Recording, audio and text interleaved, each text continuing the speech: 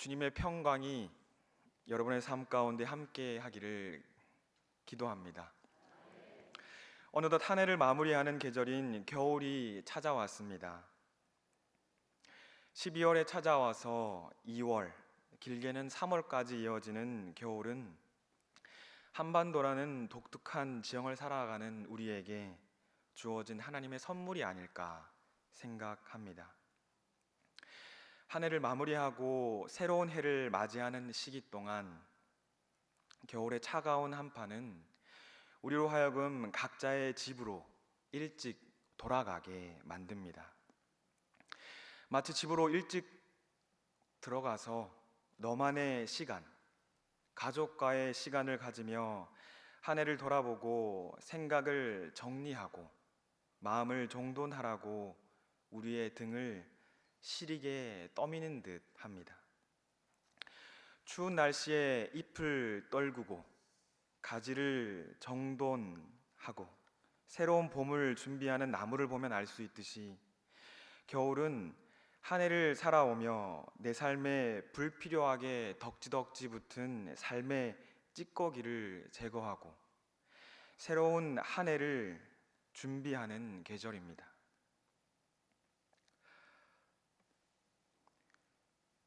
우리에게 선물로 찾아온 이 겨울을 잘 보내셔서 새로운 한 해와 새 봄을 정돈되고 깨끗한 마음으로 맞이하는 여러분 모두가 되시기를 축복합니다. 한 해를 마무리하고 새로운 한 해를 준비하는 이 시기인 이 추운 겨울날, 우리가 함께 옹기종기 모여서 묵상할 말씀으로 어떤 본문을 선택해야 할까 고민하던 가운데 전도서의 말씀이 떠올랐습니다. 여러분은 전도서 하면 떠오르는 것이 무엇입니까?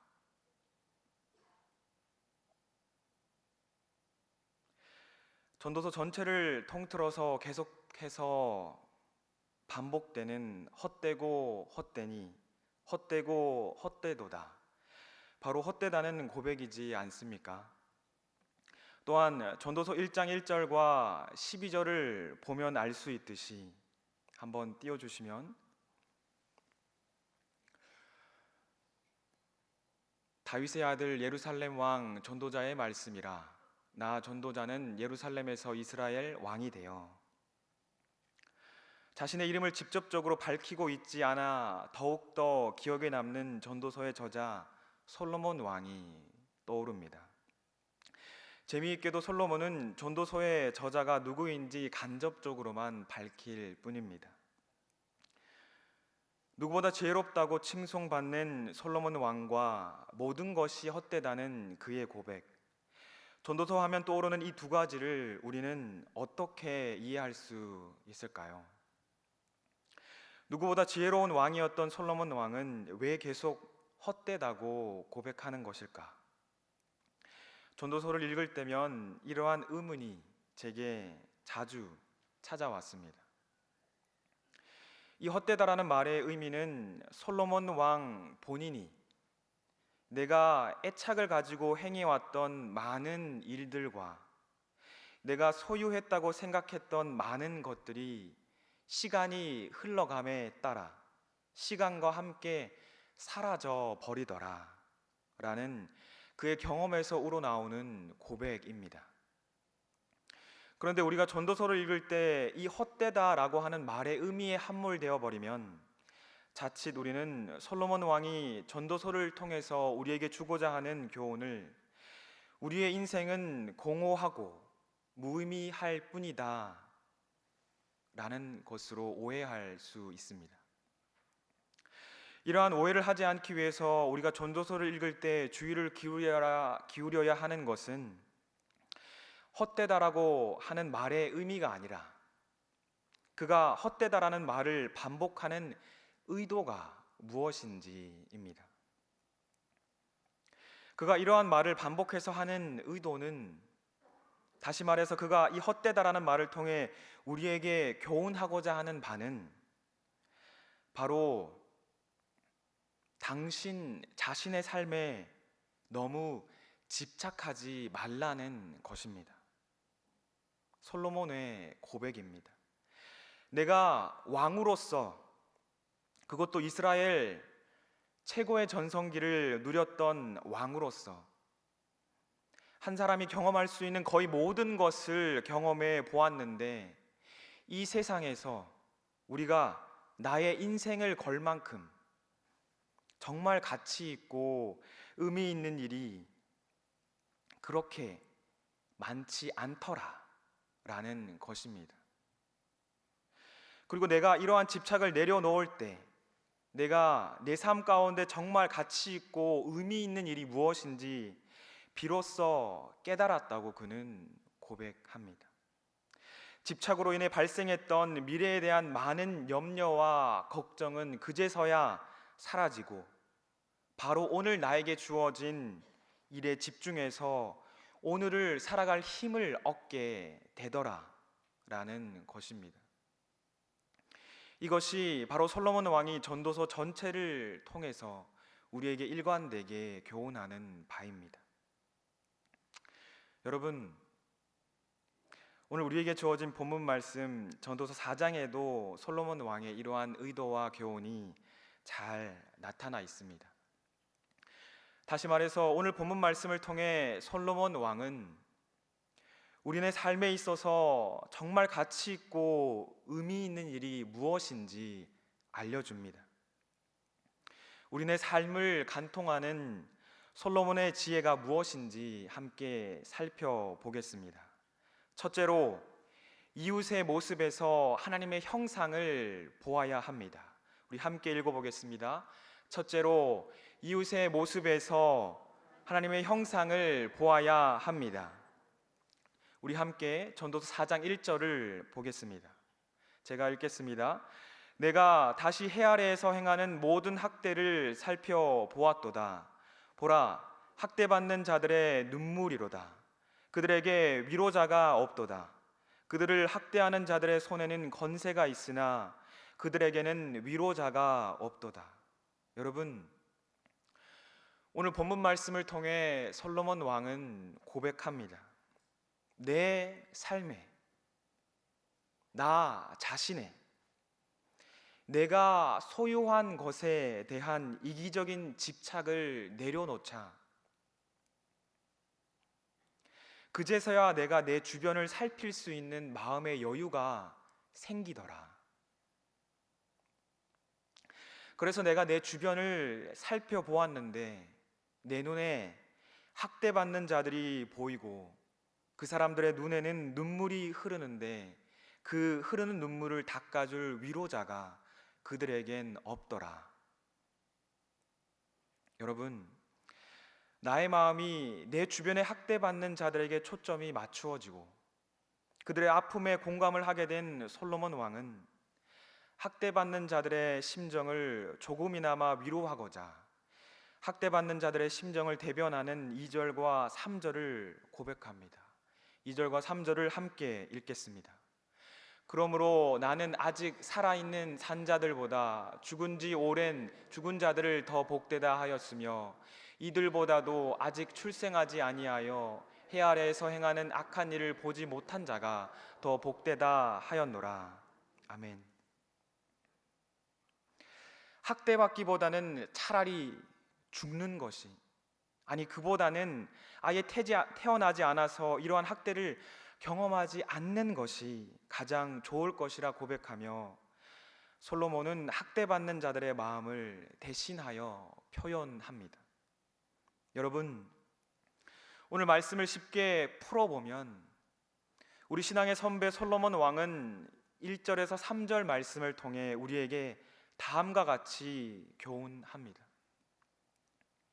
내가 내 삶에 대한 집착을 내려놓으니 내 주변에는 이전에 보이지 않았던 사람들이 보이더라. 이전에는 내가 나의 이웃과 나와 너의 관계가 아니라 나와 그것의 관계를 맺고 그들을 내가 돈을 주면 소유할 수 있고 언제든지 나의 권세를 이용하고 돈만 주고 부려먹을 수 있는 나의 도구요 사물로 생각했는데 내가 나에 대한 내 삶의 성공에 대한 이기적인 집착을 내려놓고 나니 비로소 그들이 흘리는 눈물이 보이더라. 아, 저들도 나와 동등하게 하나님의 형상을 따라 지음받은 고귀한 존재이구나 깨닫게 되었다. 우리를 향한 솔로몬 왕의 고백입니다. 여러분, 내 삶의 성공에 대한 이기적인 집착을 조금씩 내려놓자 내 주변에 눈물을 흘리고 있는 이웃들이 보이기 시작했다고 솔로몬 왕은 고백합니다. 이전에는 미처 마음 깊이 깨닫지 못했던 저들도 나와 똑같이 하나님의 형상을 따라 지음을 받은 존중받고 사랑받아 마땅한 고귀한 존재임을 내 삶에만 집중하는 이기적인 집착을 내려놓았을 때에야 비로소 깨달을 수 있었다는 것입니다. 여러분, 솔로몬 왕은 인간의 삶에 일어날 수 있는 무수히 많은 헛된 일들 가운데 속하지 않는 몇 안 되는 것들 가운데 하나가 바로 내 옆에 있는 이웃을 하나님의 형상으로 바라보는 것임을 고백합니다. 여러분, 내 옆에 있는 이웃을 내 삶의 성공을 위해 마음대로 부려먹어도 되는 도구요 사물이 아니라 내가 짓밟고 더 높이 올라서야 할 경쟁자가 아니라 나와 똑같이 하나님의 형상을 따라 지음받은 고귀한 존재로 바라보시기 바랍니다. 그들에게 사람으로서 받아 마땅한 관심과 공감을 나누어 주시기 바랍니다. 그리하여 무엇보다 그들의 눈에서 흐르는 눈물을 닦아주시기를 간절히 주님의 이름으로 부탁드립니다. 여러분, 오늘 나의 모습은 어떠합니까? 내 이웃의 얼굴에 눈물이 흐르는지, 그의 얼굴이 웃음꽃이 피는지, 그가 어떠한 안색을 하고 있는지 내 눈에 들어오십니까? 아니면 그저 나 자신의 성공을 일구기에만 바쁩니까? 오늘 우리 신앙의 선배 솔로몬 왕의 교훈을 달게 받아 이전에는 보지 못했던 내 주변의 하나님의 형상들을 발견하고 그들의 눈에서 눈물을 닦아줄 수 있는 우리 교회 새안교회 성도님들이 다 되시기를 간절히 축복합니다. 이웃의 모습에서 하나님의 형상을 보아야 한다는 첫 번째 교훈에 이어진 두 번째 교훈을 함께 살펴보겠습니다. 둘째로 이웃과의 사귐 가운데 절제가 필요합니다. 함께 읽겠습니다. 둘째로 이웃과의 사귐 가운데 절제가 필요합니다. 오늘 본문 4절 말씀을 함께 읽어보겠습니다. 내가 또 본즉 사람이 모든 수고와 모든 재주로 말미암아 이웃에게 시기를 받으니 이것도 헛되어 바람을 잡는 것이로다. 아멘. 여러분, 앞서 살펴본 1에서 3절에서 내 삶의 성공에 대한 집착을 내려놓으면 비로소 내 이웃을 하나님의 형상으로 바라볼 수 있음을 일깨워준 솔로몬 왕은 4절에서도 계속해서 나 자신의 모든 수고와 재능으로 일구어 나가는 내 삶의 성공보다는 이웃과의 관계가 더 중요함을 일깨워 줍니다. 즉 1절과 3절, 4절과 6절 말씀 모두 하나님의 형상을 가진 사람, 곧 내 이웃과의 관계에 초점이 맞추어져 있습니다.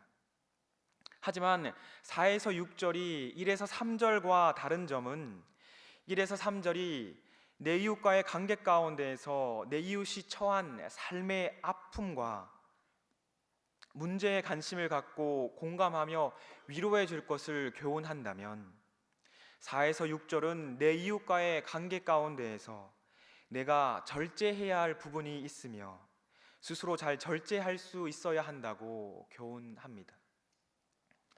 4절에서 우선 말하기를 나의 모든 수고와 나의 모든 재주가 이웃과의 관계 가운데 시기와 질투를 불러일으킬 수 있다 고백합니다. 하지만 5절을 통해 말하는 바와 같이 나의 수고와 능력이 시기를 불러일으킬 수 있다고 하여서 게을러지라는 것은 결코 아닙니다. 그보다는 이전에는 나의 열심과 능력으로 나의 양손 가득 나 자신의 성공과 영광만을 움켜쥐었다면 이제는 이를 절제하여서 내 이웃의 질투를 불러일으키지 않도록 나의 성취를 숨김없이 드러내기보다는 감출 줄도 알고, 또한 다른 이에게 내가 가진 좋은 기회를 나누어 주어서 나의 양손 가운데 한 손에만 나의 것을 채우고 다른 한 손은 비워두는 절제를 갖추어야 한다고 교훈합니다. 이러한 솔로몬 왕의 교훈은 6절 말씀에 이르러서 절정을 이룹니다. 6절 말씀을 함께 보겠습니다. 두 손에 가득하고 수고하며 바람을 잡는 것보다 한 손에만 가득하고 평온함이 더 나으니라. 아멘. 바람을 잡는다는 것은 결국 잡을 수 없는다는 것을 잡는다는 표현이기에 결국 헛되다는 표현입니다. 여러분, 사촌이 땅을 사면 배가 아프다라는 속담이 있을 정도로 시기와 질투는 우리네 삶 가운데서 자주 일어납니다. 오늘 우리 신앙의 선배 솔로몬 왕은 우리의 이러한 연약함을 잘 알고 있었습니다. 나의 이웃이 나에 대한 시기와 질투에 빠져서 그가 가진 하나님의 고귀한 형상을 잃지 않도록 나 자신이 되려 더욱 성숙하여서 스스로를 절제할 수 있어야 한다고 교훈합니다. 여러분, 가정과 교회와 직장 내 속한 직장에서 내가 속한 공동체 어디에서든지 때때로 나 자신의 열심이 너무 지나쳐서 내가 모든 일을 도맡아야 한다는 생각, 혹은 어찌 보면 내가 없으면 일이 제대로 진행되지 않을 것이라는 교만한 마음과 이기적인 마음에 다른 이에게도 주어질 수 있는 업무와 섬김의 다양한 기회를 내가 홀로 차지하고 있지는 않은지 돌아보시기 바랍니다. 하나님은 사람을 통해 일하십니다.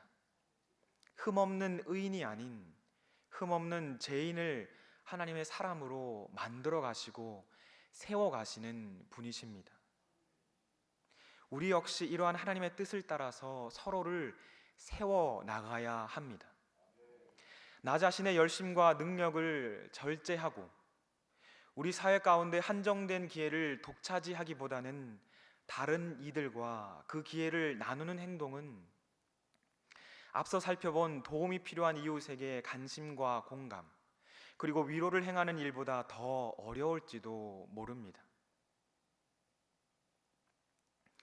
연약한 우리들의 마음속에는 내가 저 사람을 가르치고 세웠을 때 내가 설 자리를 잃게 되지는 않을까 하는 두려움이 있기 때문입니다.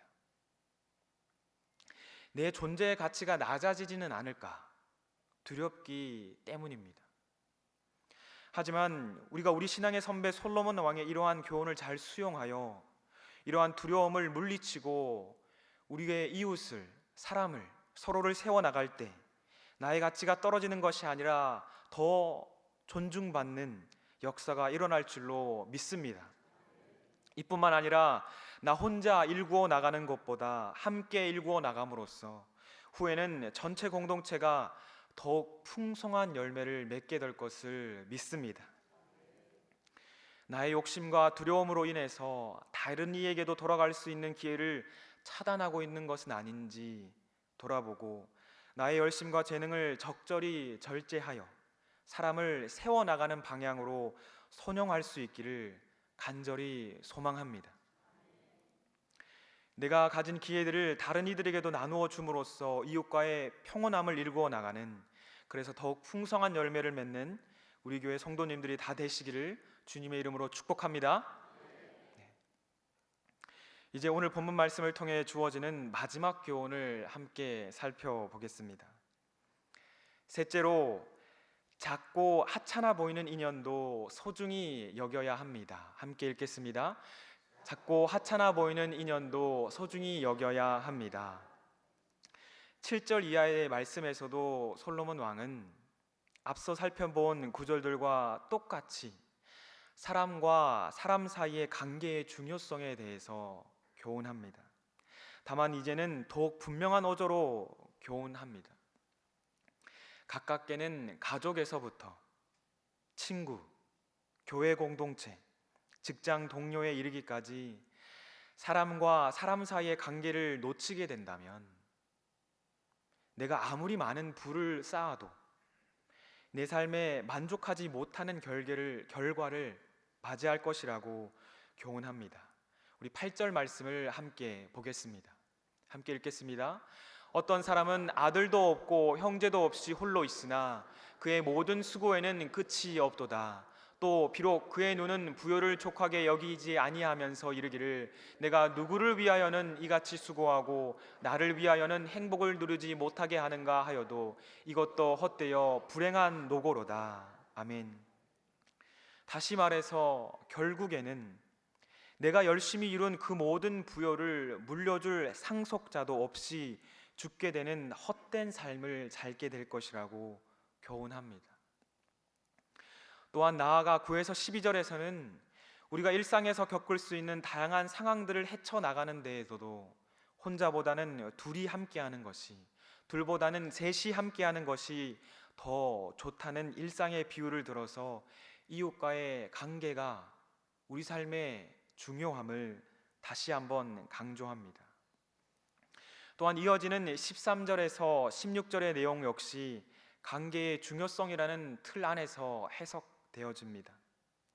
곧 사람들의 여론의 바탕을 둔 한 사람의 인기는 그가 왕이라 할지라도 여론이 바뀐다면 언제든지 그의 인기가 시들거나 높아질 수 있기에 누군가와 사귐을 가질 때 그 사람이 가진 사회적 지위와 인기로 그 사람과 사귐을 가질지 말지 따지지 말고 작고 하찮아 보이는 사람 혹은 인연이라 할지라도 소중히 여기라고 우리에게 교훈합니다. 여러분, 결국 솔로몬 왕은 전도서 4장 전체를 통해서 우리네 삶의 의미와 가치는 바로 지금 내 옆에 있는 사람, 곧 가족과 친구와 이웃과의 관계에서 찾을 수 있다고 우리에게 일깨워 줍니다. 다시 말해서 헛되고 헛되며 모든 것이 헛된 우리네 삶 가운데 그 모든 것을 헛되게 하지 않는 것은 바로 하나님께서 나에게 허락하신 사람들이라는 것입니다. 여러분, 내 옆에서 나와 함께하는 자들을 소중히 여기시기 바랍니다. 다른 어떤 것들보다 사람을 챙기시기 바랍니다. 이제 말씀을 정리하겠습니다. 여러분, 한 아기를 들고 두 여인이 찾아와서 서로 내가 이 아이의 엄마라고 주장하는 상황 가운데 놀라운 지혜를 발휘하여서 진정으로 아기의 생명을 우선적으로 생각하는 참된 엄마를 분별해낸 솔로몬 왕의 이야기를 다들 잘 알고 계실 것입니다. 이 이야기는 열왕기상 3장에 잘 나타나 있습니다. 여러분은 이러한 놀라운 판결을 행한 솔로몬의 지혜가 어디에서 비롯되었을까 생각해 보신 적 있으십니까? 제가 오늘 본문 말씀을 준비하면서 곰곰이 생각해 보았습니다. 제가 전도서 4장 말씀을 묵상하며 깨달은 것은 솔로몬의 이러한 지혜는 지금 여기 내 옆에 있는 사람에 대한 관심과 애정에서 비롯되었다는 것입니다. 여러분, 다윗을 이어서 이스라엘의 왕이 된 솔로몬은 1000번제를 드립니다. 그러자 하나님께서는 솔로몬의 꿈에 나타나서 말씀하십니다. 솔로몬아, 너는 내가 너에게 무엇을 주기를 원하냐? 그러자 솔로몬은 열왕기상 3장 9절에서 다음과 같이 말씀하십니다. 함께 읽겠습니다. 누가 주의 이 많은 백성을 재판할 수 있사오리이까? 듣는 마음을 종에게 주사 주의 백성을 재판하여 선악을 분별하게 하옵소서. 여러분, 솔로몬 왕은 고백합니다. 하나님, 제게 듣는 마음을 주세요. 하나님, 나에게 맡겨진 이 백성들을, 나에게 맡겨진 이 사람들을, 이 하나님의 형상을 가진 이 사람들을 제가 잘 인도할 수 있게 해주세요. 그들의 마음을 잘 헤아릴 수 있게 해주세요. 고백합니다. 여러분, 이때 하나님께서는 솔로몬의 마음 깊은 곳에서부터 우러나오는 사람에 대한 관심과 애정을 보신 것 같습니다. 이에 감동한 하나님께서는 지혜롭고 총명한 마음을 주시되 너의 앞에도 너의 뒤에도 너와 같은 자가 없을 것이라는 충만한 지혜의 복을 내려 주십니다. 또한 덤으로 부귀와 영광까지도 그에게 허락하십니다. 여러분, 나의 관심과 초점이 나 자신의 성공에만 맞추어져 있을 때 우리는 결코 마음의 여유를 가질 수 없습니다. 여유가 없는 나의 삶은 하나님께서 내게 허락해 주신 내 주변의 사람들을, 또한 그들이 간직한 하나님 형성의 고귀함과 아름다움을 보지 못하게 만들 것입니다. 하지만 오늘 우리가 우리 신앙의 선배 솔로몬의 교훈을 따라서 성공에 대한 이기적인 집착을 내려놓고 마음의 평안과 여유를 가질 때 우리는 비로소 내 옆에 위치한 사람과 이웃, 곧 먼저는 가족에서부터 친구, 동료, 교회 공동체, 그리고 믿지 않는 사람들에게 이르기까지 나의 관심과 시간과 애정을 나눌 수 있을 것입니다. 우리가 관심과 애정을 갖고 주변을 둘러보기 시작할 때 하나님께서 솔로몬에게 그렇게 하셨던 것처럼 우리에게도 우리의 이웃과 좋은 관계를 맺고 그들을 섬기는 데 필요한 놀라운 지혜와 풍성한 부귀를 허락해 주실 것입니다. 나의 삶에만 집착하여 모든 것이 헛된 결과를 맞이하는 헛된 삶을 멈추고 나의 관심과 초점을 내가 아닌 내 옆에 있는 사람에게로 돌려 그들과 함께 울고 그들과 함께 웃으며 참된 의미와 가치로 가득한 풍성한 삶을 살아가시는 우리 교회 성도님들이 다 되시기를 주님의 이름으로 간절히 축복합니다.